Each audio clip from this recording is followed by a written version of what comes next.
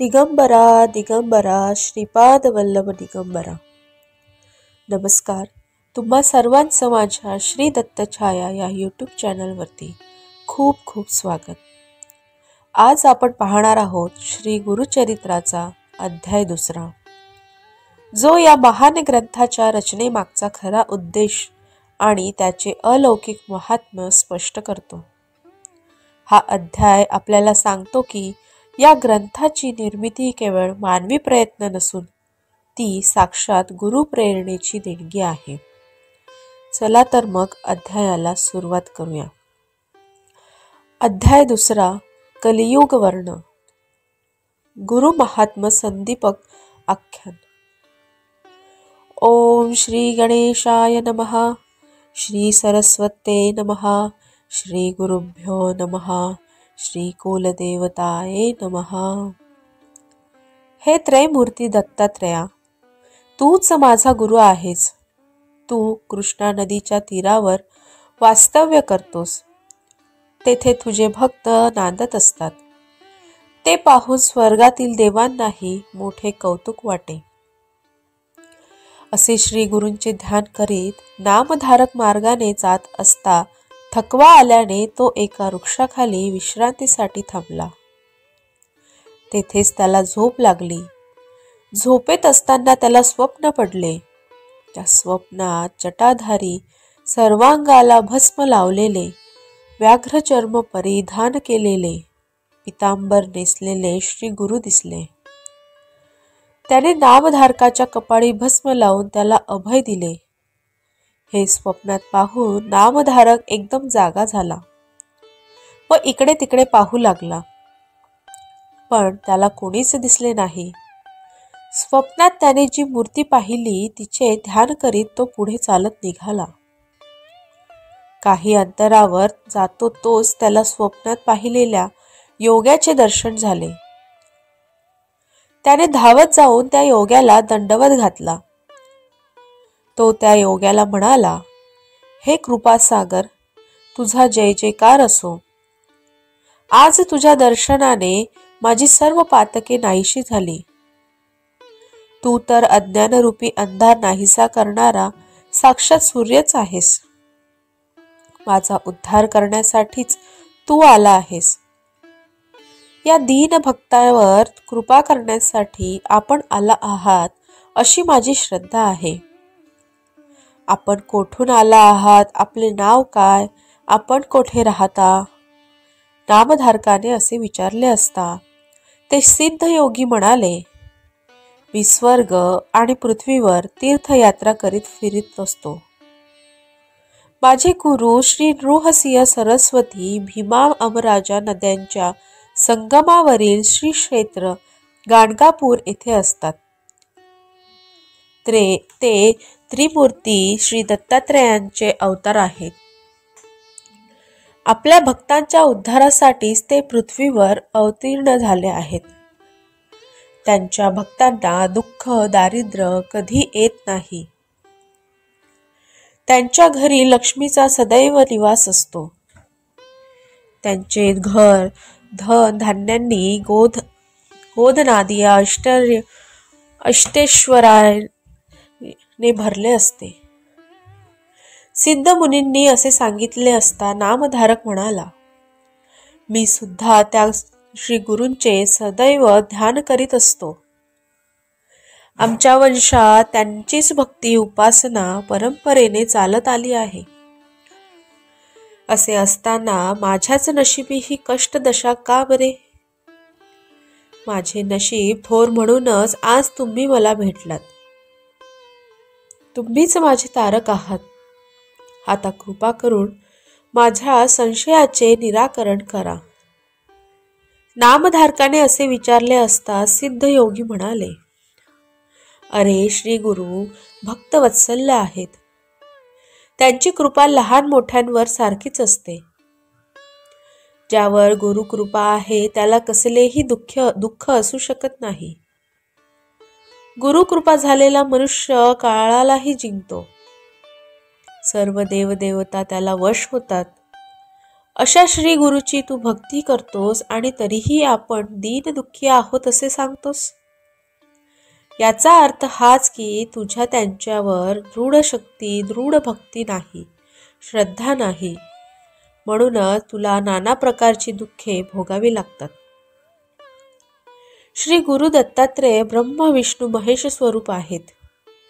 त्यांची एक भावे उपासना केली असता ते सर्व काही देतात. म्हणून तू त्यांच्यावर दृढ श्रद्धा ठेव आणि एक लक्षात ठेव, जर हरिहरांचा कोप झाला तर श्री गुरु आपल्या भक्तांचे रक्षण करतात. पण श्री गुरुच जर कोपले तर हरिहर सुद्धा रक्षण करू शकत नाहीत. सिद्धांनी असे सांगितले असता नामधारकाने मोठ्या भक्तिभावाने त्यांच्या चरणांना वंदन केले. मग तो हात जोडून म्हणाला, स्वामी, आपण सांगता त्याविषयी माझ्या मनात एक शंका आहे. श्री गुरु दत्तात्रेय हे ब्रह्मा विष्णू महेश स्वरूप आहेत. ते त्रिमूर्ती आहेत. ते त्रिमूर्ती अवतार आहेत, हे कसे काय? आपण असेही सांगितले की हरिहर कोपले तर गुरु रक्षण करतात, पण गुरुच कोपले तर कोणीही रक्षण करू शकत नाही, हे कसे काय? हे वाचन कोणत्या शास्त्र पुराणातले आहे? कृपा करून माझी ही शंका दूर करा. सिद्ध म्हणाले, नामधारका, तुझी शंका रास्त आहे. तुझ्या शंकेचे उत्तर मी वेद रचनेच्या साक्षीने देतो. ते लक्षपूर्वक ऐक. ब्रह्मदेवाच्या मुखातून 4 वेद व 18 पुराणे निर्माण झाली. त्या 18 पुराणात ब्रह्मवैवर्त नावाचे पुराण अतिशय प्रसिद्ध आहे. द्वापार युगाच्या अंती प्रत्यक्ष नारायण विष्णू व्यास रूपाने अवतीर्ण झाले. त्यांनी लोक कल्याणार्थ वेदांची नीट व्यवस्था केली. त्या व्यासांनी ऋषीमुनींना जी कथा सांगितली तीच कथा मी तुला सांगतो. ती तू एकाग्र चित्ताने श्रवण कर. ब्रह्मदेवाने कलियुगाला गुरु महात्म्य सविस्तर सांगितले. सिद्धाने असे सांगितले असता नामधारक हात जोडून म्हणाला, गुरुदेव, तुम्ही मला भेटलात. ब्रह्मदेवाने कलियुगाला गुरु महात्म्य कोणत्या कारणास्तव सांगितले, ते केव्हा सांगितले, ते ऐकण्याची माझी इच्छा आहे. कृपा करून ते मला तुम्ही सविस्तर सांगा. नामधारकाने अशी विनंती केली असता सिद्धमुनींनी ती कथा सांगण्यास सुरुवात केली. ते म्हणाले, एक तर जेव्हा प्रलय झाला तेव्हा आदिमूर्ती नारायण भगवान विष्णू अव्यक्त स्वरूपात पात्रावर पहुडले होते. त्यांना सृष्टीची रचना करण्याची इच्छा झाली. जागृत झालेल्या त्यांनी आपल्या नाभीतून कमळ उत्पन्न केले. त्या कमळातून ब्रह्मदेव प्रकट झाले. त्यांनी 4 दिशांना पाहिले. ते चतुर्मुख झाले. ते स्वतःशीच म्हणाले, मी सर्वश्रेष्ठ आहे. माझ्यापेक्षा मोठा दुसरा कोणीही नाही. त्यावेळी भगवान विष्णूंना हसू आले. ते म्हणाले, मीच सर्वश्रेष्ठ आहे. माझ्यापेक्षा दुसरा कोणीही मोठा नाही.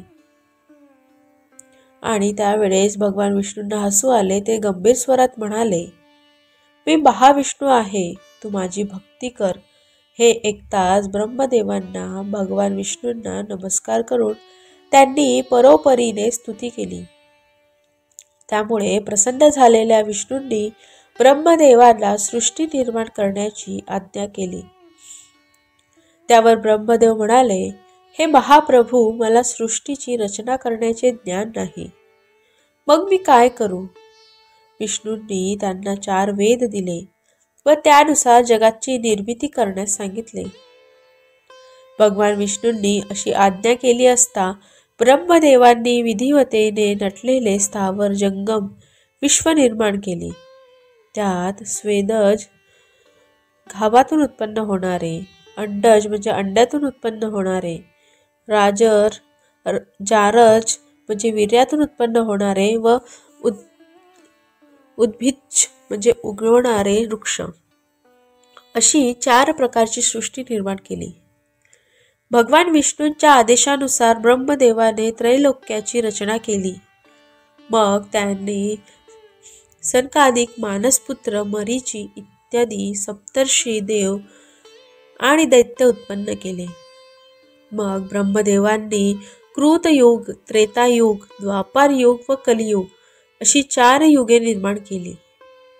ही 4 युगे ब्रह्मदेवांच्या आज्ञेने क्रमाक्रमाने पृथ्वीवर अवतीर्ण झाली. ब्रह्मदेवांनी सर्वप्रथम कृतायुगाला पृथ्वीवर पाठवले. कृतयुग म्हणजे सत्ययुग. त्याची वैशिष्ट्य सांगतो की ते सत्ययुग सत्यवचनी, वैराग्य संपन्न, ज्ञानी व सत्वगुणींची बुद्धी करणारे होते. त्याने शुभ्र वस्त्र परिधान केले होते. त्याच्या खांद्यावर यज्ञोपवीत, गळ्यात रुद्राक्षमाळा व हातात कंकणे होती. त्याने पृथ्वीवर येऊन लोकांना सत्वगुणी सत्प्रवृत्त केले. त्याने लोकांना तपश्चर्येचा मार्ग दाखवला व लोकांचा उद्धार केला. सत्ययुगाच्या कालावधी पूर्ण होताच ब्रह्मदेवांनी त्याला परत बोलविले. मग त्याने त्रेतायुगाला पृथ्वीवर पाठवले. त्याची लक्षणे सांगतो की त्या त्रेतायुगाचा देह स्थूल होत.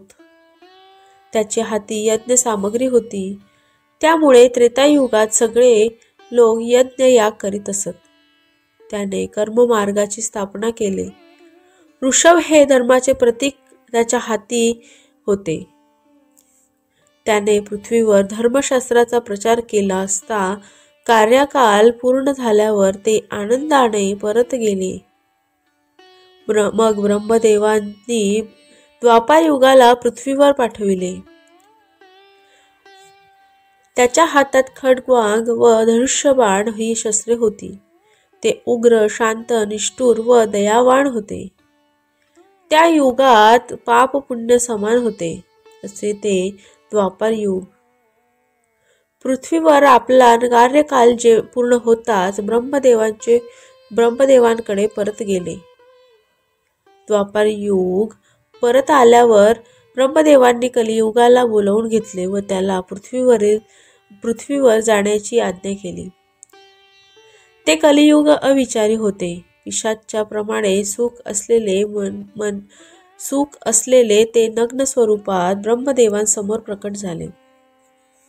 कलह आणि द्वेष यांना बरोबर घेऊन आलेल्या त्यांना उजव्या हातात जीभ आणि डाव्या हातात शिश्न म्हणजे लिंग धरले होते. ते रडत हसत शिव्या देत नाचता नाचता ब्रह्मदेवाकडे पुढे तोंड खाली घालून उभे राहिले. त्याला पाहताच ब्रह्मदेवांना हसू आले. तू लिंग आणि जीभ का धरली आहेस असे विचारले असता कलियुग म्हणाले, मी सर्वांना जिंकू शकतो, पण वाणी, रचना व कामवासना यांच्यावर जे काही ब्रह्मदेवांनी त्याला कामवासना यांच्यावर जे ताबा ठेवतात त्यांचे मी काहीही वाईट करू शकत नाही. ब्रह्मदेवांनी त्याला पृथ्वीवर जाण्यास सांगितले. ते तेव्हा म्हणाले, मला पृथ्वीवर पाठवत आहात, पण माझा स्वभाव कसा आहे हे आपणास माहीत आहे का? मी पृथ्वीवर धर्माचा उच्छेद करीन. मी स्वच्छंदी आहे. मी लोकांच्या निंद्रा आणि कलह, माजवाणी, परद्रव्याचा अपहार करणारे व परस्त्रीशी रममाण होणारे हे दोघेही माझे प्राण सखे आहेत. ढोंगी, संन्यासी, कपट कारस्थान करून आपले पोट भरणारे माझे प्राण सखे आहेत. परंतु जे पुण्यशील असतील ते माझे शत्रू वैरी होत. कलियुगाने स्वतःबद्दल असे सांगितले असता ब्रह्मदेव म्हणाले, पूर्वीच्या युगात मनुष्यांना दीर्घायुष्य होतं. त्यामुळे ते खूप दिवस तापानुष्ठान करीत होते. त्यांना मृत्यू नव्हता. त्यामुळे त्यांना पृथ्वीवर प्रदीर्घ काळ कष्ट सोसावे लागत असत. पण आता तसे नाही. तुझ्या कार्यकाळात लोकांना अल्पायुष्य, फार तर 100 वर्षे आयुष्य असेल. त्यांच्या ठिकाणी शक्तीही कमी असेल. त्यामुळे लोक तपानुष्ठान करून अल्पावधीत परमार्थ प्राप्ती करून घेतील. जे लोक ब्रह्मज्ञानी व पुण्यशील असतील त्यांना तू सहाय्य करावीस. ब्रह्मदेवांनी असे सांगितले असता कलियुग म्हणाले, आपण ज्या लोकांविषयी सांगता ते माझे वैरी होत. असे लोक जेथे असतील तेथे मी कसा जाऊ? मला त्यांची भीती वाटते. त्यांच्याकडे मी पाहू शकत नाही. भरतखंडात पुण्य खूप आहे. अशा ठिकाणी मी गेलो तर लोक मला मारतील. मग मी तिकडे कसा जाऊ? ब्रह्मदेव म्हणाले, तू कसलीही चिंता करू नकोस. तू भूलोकावर गेलास की सगळे लोक तुझ्या इच्छेनुसार वागतील. एखादाच मनुष्य पुण्यशील असेल, त्याच्यावर तुझा प्रभाव पडणार नाही. त्याला तू सहाय्य कर, बाकी सगळे तुला वश होतील.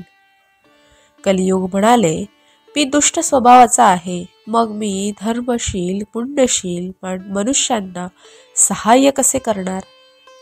ब्रह्मदेव म्हणाले, जे लोक देहाने व मनाने पवित्र असतील, जे निर्लोभी असतील, जे हरिहरांची सेवा करणारे असतील, जे सदैव आपल्या गुरूंची सेवा करतील, त्यांना तू पीडा देऊ नकोस. आई वडिलांची सेवा करणाऱ्या, ब्राह्मण, गायत्री व कपिला धेनू यांची सेवा करणाऱ्या, सदैव तुळशीला वंदन करणाऱ्या अशा लोकांना तू पीडा देऊ नकोस. आपल्या गुरूंची सेवा करणारे, अभेद भक्ती करणारे, नित्य पुराण श्रवण करणारे जे लोक असतील त्यांना तू कधीही त्रास देऊ नकोस. ही माझी आज्ञा आहे. कलियुगाने ब्रह्मदेवांना विचारले, गुरु या शब्दाचा अर्थ काय? त्याचे स्वरूप कसे असते? गुरुचे महात्म्य कोणते? ब्रह्मदेव म्हणाले, ग अधिक उ व र अधिक उ मिळून गुरु शब्द होतो. त्यातील गकार म्हणजे ग हे अक्षर गणेशवाचक आहे. उ हा विष्णुवाचक व र हे अग्निवाचक आहे. 2 वर्णांचा गुरु शब्द धर्म, अर्थ, काम, मोक्ष या 4 पुरुषार्थांची प्राप्ती करून देणारा आहे. शिवशंकर कोपले तर गुरु रक्षण करील, पण गुरु कोपले तर शिव सुद्धा रक्षण करू शकणार नाही. गुरु हा ब्रह्मा विष्णू महेश आहे. गुरु हाच साक्षात परब्रह्म आहे. म्हणून सदैव गुरुची सद्गुरूंची सेवा करावी. वैष्णवजन गुरु भक्ती अखंड राहो अशी प्रार्थना करतात. गुरु प्रसन्न झाला तर परमेश्वर आपल्या अधीन होतो. गुरुची भक्ती केल्याने तीर्थे, तपे, योग, ताप इत्यादी धर्म कळतात. त्याचप्रमाणे गुरुची सेवा केल्यामुळे आचार धर्म, वर्णाश्रम धर्म, ज्ञान, भक्ती व वैराग्य यांची प्राप्ती होते. म्हणून गुरूंचीच सेवा करावी, त्याचेच भजन पूजन करावे. गुरुच सर्व देवांपेक्षा श्रेष्ठ आहे. अशा प्रकारे ब्रह्मदेवांनी गुरु महात्म्य सांगितले असता कलीने विचारले, गुरु हा सर्व देवांपेक्षा श्रेष्ठ आहे असे म्हणता येईल का? हे कसे काय? याचे काही उदाहरण असेल तर मला सांगावे. ब्रह्मदेव कलीला म्हणाले, तुला सगळे काही सविस्तर सांगतो, तू एकाग्र चित्ताने श्रवण कर. गुरुशिवाय तरणोपाय नाही.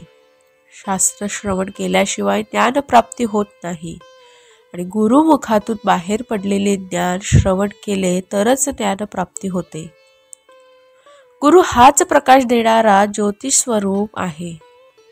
याविषयी मी तुला एक प्राचीन कथा सांगतो, ती ऐक. असे बोलून ब्रह्मदेवांनी संदीपक आख्यान सांगण्यास प्रारंभ केला. खूप वर्षांपूर्वीची कथा. गोदावरी नदीच्या तीरावर अंगिरस नावाच्या ऋषींचा आश्रम होता. त्या आश्रमात पैल ऋषींचे शिष्य असलेले वेदधर्म नावाचे ऋषी होते. त्यांचे अनेक शिष्य त्यांच्याजवळ वेदशास्त्रादींचा अभ्यास करीत असत. त्यात संदीपक नावाचा एक शिष्य होता. तो मोठा विद्वान होता. त्यांची आपल्या गुरूंवर फार भक्ती होती. तो आपल्या गुरूंची अगदी मनापासून सेवा करीत असे. एकदा वेदधर्मांनी आपल्या सर्व शिष्यांची परीक्षा घ्यायचे ठरवले. त्यांनी सर्व शिष्यांना बोलविले. ते शिष्यांना म्हणाले, तुमचे माझ्यावर प्रेम असेल तर मी काय सांगतो ते लक्षपूर्वक ऐका. शिष्य म्हणाले, गुरुदेव, तुमचे वचन आम्हाला वेद प्रमाण आपण काय ते सांगा. वेदधर्म म्हणाले, पातकाचा नाश व्हावा म्हणून मी आजपर्यंत खूप तप केले. त्यातील पुष्कळसे पाप संपले आहे. अद्याप थोडे शिल्लक आहेत. ते भोगल्याशिवाय संपणार नाही. त्यासाठी काशी क्षेत्री जाऊन राहावयाचे असे मी ठरवले आहे. ते पाप भोग माझ्या देहानेच भोगणे प्राप्त आहे. त्यावेळी तुमच्यापैकी कोण माझ्याबरोबर येऊन माझी सेवा करील ते सांगा. तुमच्यापैकी एक जण जरी माझ्याबरोबर येऊन माझी सेवा करील तर मी नक्कीच पापमुक्त होईन. वेदधर्माचे हे शब्द ऐकता सर्व एकमेकांकडे पाहू लागले. त्यावेळी संदीपक नावाचा शिष्य म्हणाला, गुरुदेव, जो दुःख भोग आहे तो तुम्हाला भोगूनच संपवावा लागणार आहे. आपला देह सुदृढ आहे तोवर तो भोग संपवावा, म्हणजे देहाचा नाश होणार नाही. भोग संपल्याशिवाय मुक्ती मिळणार नाही हे मला मान्य आहे. मी आपली सेवा करण्यास तयार आहे. मी आपणास काशीला घेऊन जातो. संदीपकाचे हे बोलणे ऐकून वेदधर्म ऋषींना खूप बरे वाटले आणि ते म्हणाले, अरे बाळ संदीपका, जरा नीट विचार कर. अरे भोग भोगताना मी कुष्ठरोगी होईन, अंगहीन होईन, मी पांगळा होईन, अंध होईन. तुला माझा 21 वर्ष सांभाळ करावा लागेल. तुझी तयारी आहे का? संदीपक म्हणाला, गुरुदेव, मी तयार आहे. तुम्ही माझे काशी विश्वनाथच आहात. मग संदीपक आपल्या गुरूंना घेऊन काशीला गेला. तेथे मनकर्णिकेच्या उत्तरेस कामबालेश्वराजवळ ते राहिले. तेथे मनकर्णिकेत स्नान व विश्वनाथाची पूजा असा त्यांचा नित्यनेम होता. असेच काही दिवस गेले आणि वेदधर्माच्या शरीरात बदल होऊ लागला. त्यांचे शरीर कुष्ठरोगाने भरले. त्यांची दृष्टी गेली. सगळे अवयव विद्रूप दिसू लागले. त्यांना धड चालताही येईना. पण संदीपक त्यांच्या सेवेत काहीही कमी करीत नसे. तो त्यांचे कपडे धुत असे, त्यांना स्नान घालीत असे, त्यांना बिछाना घालीत असे. पण महाव्याधीने त्रस्त झालेले गुरु संदीपकाला उलटसुलट आज्ञा करून अत्यंत त्रास देत होते. संदीपकाने कितीही सेवा केली तरी गुरु वेदधर्म त्याच्यावर सारखे रागवत चिडत, सारखी कसली तरी तक्रार करीत असत. पण संदीपकाने गुरुसेवेत कधीही खंड पडू दिला नाही.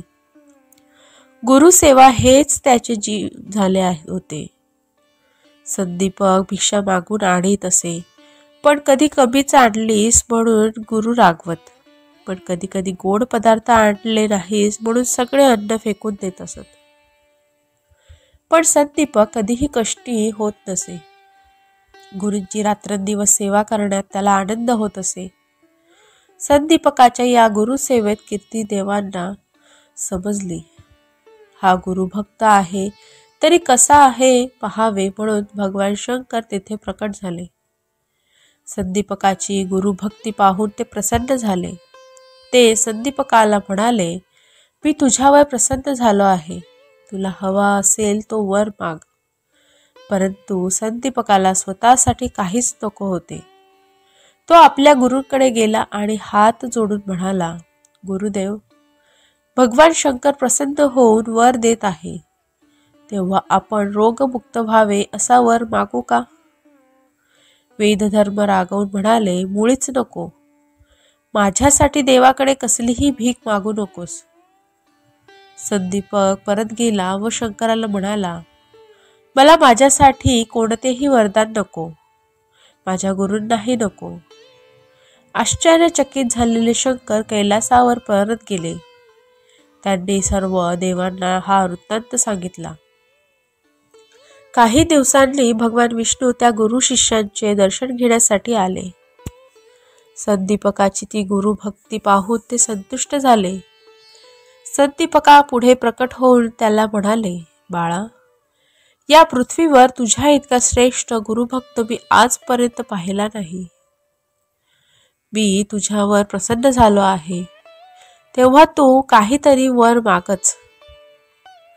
तेव्हा संदीपक म्हणाला, परमेश्वरा, मला काहीही नको. तू जे देशील ते सर्व देण्यास माझे गुरुदेव समर्थ आहेत. माझे गुरु म्हणजे सर्व ज्ञान ऐश्वर्य आहेत. प्रसन्न झालेले गुरु देत नाहीत असे काहीही नाही, म्हणून मला काहीही नको.